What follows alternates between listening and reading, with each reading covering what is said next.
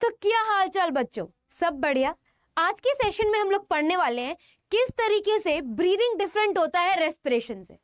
इससे पहले कि मैं डायरेक्टली डिफरेंस पे जाऊं, मैं आप लोगों को बेसिक डेफिनेशन एक बार रिवाइज करा देती हूँ कि ब्रीदिंग क्या है और रेस्पिरेशन क्या है। ब्रीदिंग क्या है? Intake of oxygen and release of carbon dioxide, ये तो ब्रीदिंग होता है। जबकि रेस्पिरेशन मैंने क्या बताया था, एक ऐसा लाइफ प्रोसेस होता है जो आपकी बॉडी के सेल्स में हमेशा चलता ही रहता है, नो मैटर व्हाट आप क्या कर रहे हो।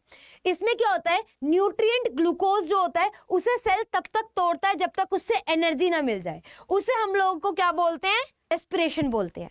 तो क्या होता है रेस्पिरेशन? ब्रेक डाउन है ग्लूकोज का। तोड़ो तोड़ो तोड़ो, ग्लूकोज को तब तक तोड़ो जब तक उससे एनर्जी ना निकल जाए, that is called as respiration. अब आगे डिफरेंस में पढ़ने से पहले हमें कुछ 2 या 3 टर्म्स अच्छे से सीखनी है, वो मैं आप लोगों को बताऊंगी। आ जाओ। पहली टर्म है intracellular process. Intra cellular process. और हमें रट्टा नहीं मारना, हम लोग क्या करेंगे, अच्छे से मीनिंग को स्प्लिट करके समझेंगे। देखो, इंट्रा मतलब क्या होता है बच्चों? With in. इंट्रा मतलब क्या होता है? विद इन, ठीक है। और सेल्यूलर मतलब क्या होता है? सेल। तो ऐसा प्रोसेस जो सेल के अंदर हो, जो विद इन द सेल हो। मान लो ये सेल है, ऐसा प्रोसेस, कोई यहां पे एक प्रोसेस चल रहा है, ठीक है, ऐसा प्रोसेस जो सेल के अंदर हो रहा हो, उसे हम लोग क्या बोलते हैं? इंट्रा सेल्यूलर प्रोसेस, ठीक है। जबकि दूसरी टर्म देखो, दूसरी टर्म है extra cellular process. Extra cellular process, ऐसा प्रोसेस, वो प्रोसेस जो सेल के एक्स्ट्रा मतलब होता है आउट ऑफ द सेल, ठीक है, जो सेल के बाहर चल रहा हो, उसे क्या बोलते हैं? Extra cellular process.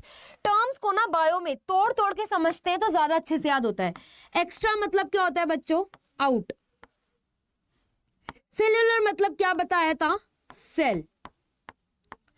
ऐसा प्रोसेस जो सेल के बाहर चल रहा हो, ये मान लो सेल है, ये सेल है, और वो प्रोसेस मान लो यहां चल रहा है सेल के बाहर, यहां पे वो प्रोसेस हो रहा है, तो उस प्रोसेस को क्या बोलेंगे?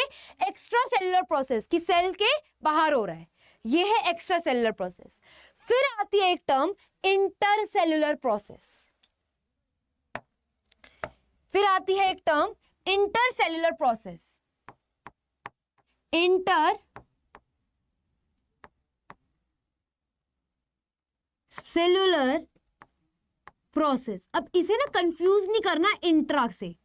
इंट्रा मतलब होता है विद इन, सेल के अंदर हो रहा है। अब इंटर मतलब क्या होता है? बिटवीन। मतलब कि इंट्रा मतलब क्या बताया मैंने आप लोगों को? बिटवीन।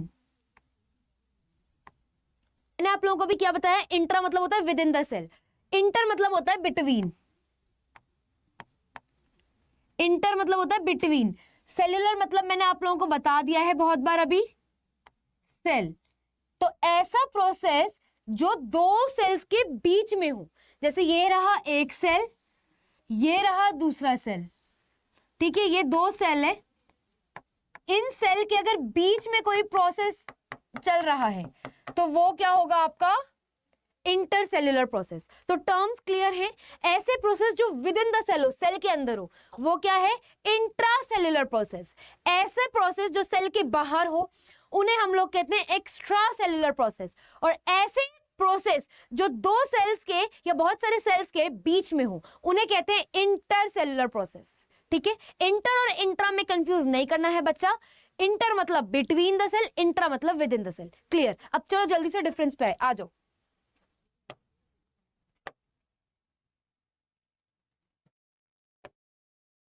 देखो, ब्रीदिंग क्या बताया था मैंने? ब्रीदिंग क्या बताया था? ये क्या है? इनटेक है ऑक्सीजन का और रिलीज होता है इसमें कार्बन डाइऑक्साइड। तो हमेशा क्या करो, डेफिनेशन फर्स्ट पॉइंट पे कर दो, ठीक है। उससे तुम्हारा एक अच्छा पॉइंट आ जाएगा और एग्जामिनर को लगेगा हाँ भाई फर्स्ट पॉइंट है, अच्छा दिया है, उसमें भी फुल मार्क्स मिल सकते हैं कभी कभी। तो ये क्या है? ब्रीदिंग क्या है? Intake of oxygen, release of carbon dioxide. जबकि रेस्पिरेशन क्या था? ये सेल है, ठीक है, इस सेल के अंदर ग्लूकोज को तब तक तोड़ा जा रहा है जब तक उससे एनर्जी ना निकल जाए, एनर्जी ना निकल जाए, तो that is called as respiration. Process of breakdown of glucose to release energy is respiration. अब है अच्छा पॉइंट, देखो वो सेल के अंदर हो रहा है, विद इन द सेल हो रहा है, तो रेस्पिरेशन कैसा प्रोसेस है, इंट्रासेल्युलर प्रोसेस है। कैसा है, इंट्रासेल्युलर प्रोसेस है। जबकि जो ब्रीदिंग होता है वो सेल के अंदर नहीं होता। ऑक्सीजन क्या कर रही है, नॉस्ट्रिल से गई, लंग्स में पहुंची, वो सेल्स को पेनिट्रेट करके नहीं पहुंच रही, सेल्स से बनाए हुए ऑर्गन सिस्टम के अंदर से जा रही है। अब आपको समझ नहीं आया होगा, इसका मतलब समझो। देखो, जैसे ये है आपकी विंड पाइप, विंड पाइप भी तो सेल्स की बनी होगी इस तरीके से, है ना। तो ये विंड पाइप भी सेल्स से बनी है, एंड जो ऑक्सीजन जा रही है, जो ऑक्सीजन जा रही है वो इस तरीके से जा रही है, इस तरीके से विंड पाइप से इस तरीके से लंग्स में एंटर कर जाएगी ऑक्सीजन, है ना। तो ब्रीदिंग कैसा है, एक्स्ट्रा सेल्युलर प्रोसेस है। मतलब कि ये जो, तो हो क्या रहा है एक्स्ट्रा सेल्युलर प्रोसेस में, ये जो इनटेक ऑफ ऑक्सीजन और रिलीज ऑफ कार्बन डाइऑक्साइड हो रहा है, ये सेल्स के अंदर नहीं हो रहा है, ये सेल्स से बने हुए ऑर्गन के अंदर हो रहा है। मतलब कि जैसे ये विंड पाइप थी, ठीक है, ये विंड पाइप थी, विंड पाइप किससे बनी है, बहुत सारे सेल्स से, तो ये सेल्स से एक ऑर्गन बना है जिसके अंदर से ये ऑक्सीजन जा रही है ना।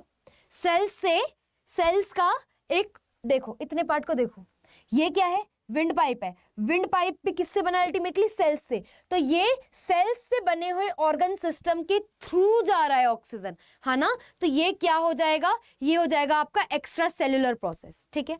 अब देखो, जबकि ये देखो, ये लिखा भी है, ठीक है। रेस्पिरेशन क्या है, एक बायोकेमिकल प्रोसेस। बायोकेमिकल क्यों, बायो मतलब होता है लाइफ, केमिकल होता है केमिकल रिएक्शन इन्वॉल्व है। मतलब ये एक ऐसा प्रोसेस है जिसमें कि लिविंग लाइफ के अंदर केमिकल रिएक्शन हो रही हो। ये देखो, सेल क्या है, लिविंग लाइफ, और उसके अंदर केमिकल रिएक्शन हो रही है, ठीक है। सेल क्या है, लिविंग लाइफ, और उसके अंदर केमिकल रिएक्शन हो रही है। तो रेस्पिरेशन क्या है, आपका एक बायोकेमिकल प्रोसेस है, जबकि ब्रीदिंग आपका एक फिजिकल प्रोसेस है, इसमें कोई भी केमिकल रिएक्शन नहीं इन्वॉल्व है, इसीलिए इसे क्या बोलते हैं, फिजिकल प्रोसेस बोलते हैं, ठीक है। अब देखो, रेस्पिरेशन में तुम्हें मैंने पढ़ाया था, सेल के अंदर, ये तुम्हारा अगर मान लो सेल है, इसके अंदर अगर रेस्पिरेशन हो रहा है तो ग्लूकोज टूटेगा, एनर्जी निकलेगी, है ना। तो ये क्या है, रेस्पिरेशन में क्या है, एनर्जी रिलीज होती है। जबकि ब्रीदिंग में जो इनटेक ऑफ ऑक्सीजन और रिलीज ऑफ CO2 है, क्या उसमें एनर्जी रिलीज होती है, नहीं होती ना। तो इसलिए ब्रीदिंग में नो एनर्जी रिलीज, कोई एनर्जी रिलीज नहीं होती, जबकि एनर्जी रिलीज होती है रेस्पिरेशन में, ठीक है। अब यहां पे मैंने पॉइंट लिखा है, energy is release in the form of ATP। What does it mean, इसका मतलब बच्चों ये है कि जैसे तुम पैसे खर्च करते हो, तुम कोई भी चीज खरीदते हो, तो तुमने पैसे दिए तो तुम्हें वो चीज मिल गई, तुमने वो चीज खरीदी। ऐसे ही जो एनर्जी है वो किस फॉर्म में रिलीज होती है, जैसे तुम लोग करेंसी जो है, हमारी इंडियन करेंसी क्या है, रुपीज है, तुम पैसे देते हो तुम्हें सामान मिलता है। ऐसे ही सेल क्या करता है, सेल को ATP मिलती है, ठीक है। ATP को तोड़ता है, वो ATP एक मॉलिक्यूल है, उसे तोड़ता है तो उससे एनर्जी निकलती है। तो एनर्जी रिलीज तो होती है उसमें, but in the form of ATP, ठीक है। Energy is release in the form of ATP। अब ATP की फुल फॉर्म क्या है, आपके मन में ये आ रहा होगा, तो ATP की फुल फॉर्म होती है एडिनोसाइन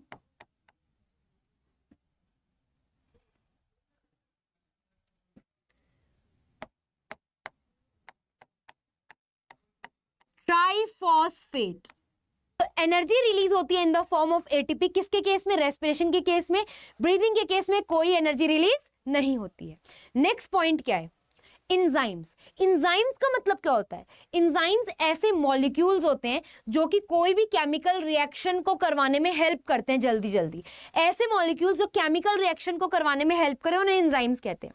तो रेस्पिरेशन में जो केमिकल रिएक्शन हो रही है, इसको करवाने में कुछ सब्सटेंसेस लगते हैं जिसको एंजाइम्स कहते हैं।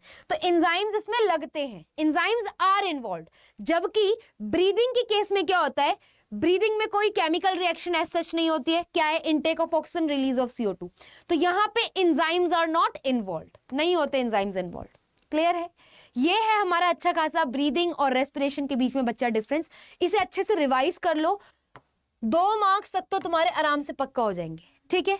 आज के लिए इतना ही, अच्छे से रिवाइज करो रिटन प्रैक्टिस करके। All the best, bye.